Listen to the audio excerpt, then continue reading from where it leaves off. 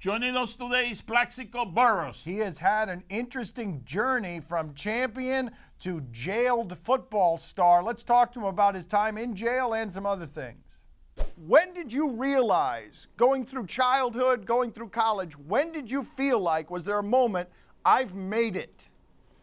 I wouldn't say, the day I got drafted, you know, when I watch the draft and I see these guys get picked, you know, I know what that feels like, because it's kind of an out-of-body experience. Like, you know you're going to get drafted, but when they call your name, it's something far more, you know, emotional, better that you ever could have imagined. Did you cry? No doubt about it.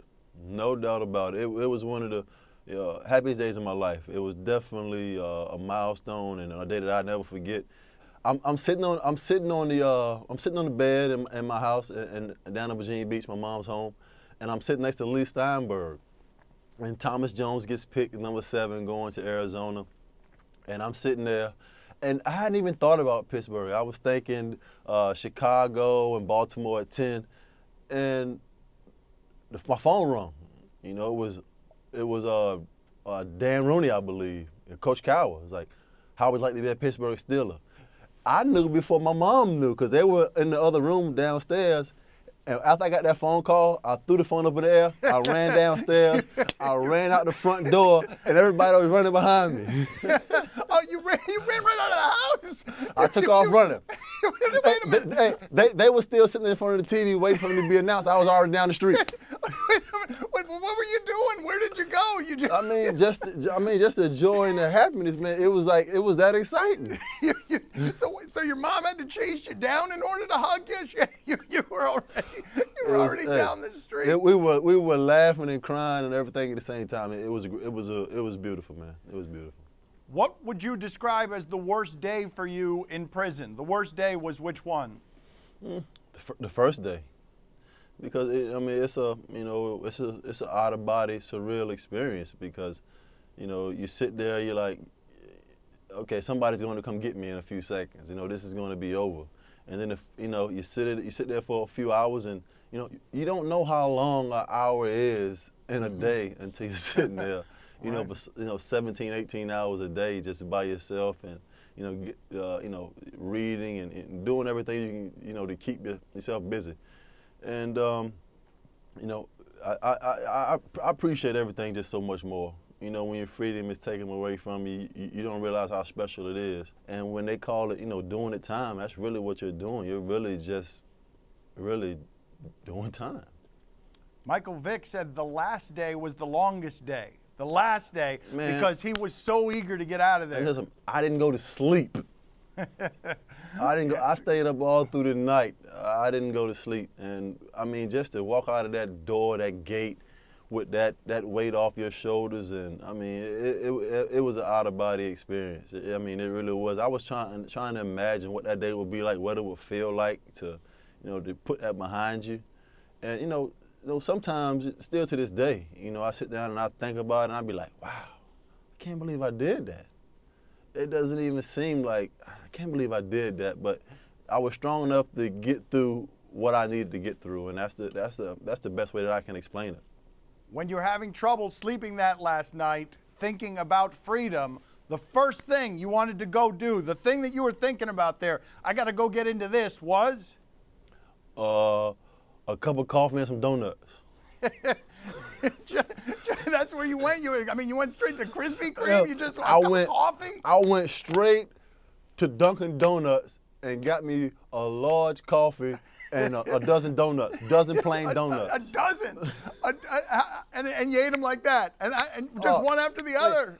I didn't have a cup of coffee for 2 years, man. I was like, man, when I get out of this place, I'm going to get me some coffee.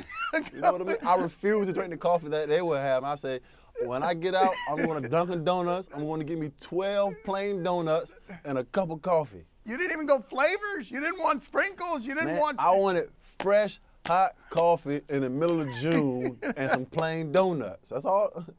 What would you say that you learned over the 2 years? If you were to have taken one lesson from that time in jail, it would be what? Just patience. I mean, I think that's you know, still to this day. I mean, what I'm going through now, just being a free agent, and really not taking anything for granted. I mean, not one day, and being grateful, and you know, just take every day as it comes. And you know, one thing I don't do anymore that I used to do all the time is rush, because when you're sitting in a cell for 17, 18 hours a day, there's nowhere to go. I knew what I was doing every day for 2 years at every hour, every 30 minutes. I knew what I was going to do before my day even started, and that's what you fight mentally every day. So I don't rush anymore. If I'm running late to an airport trying to catch a plane, you know what, I catch the next one.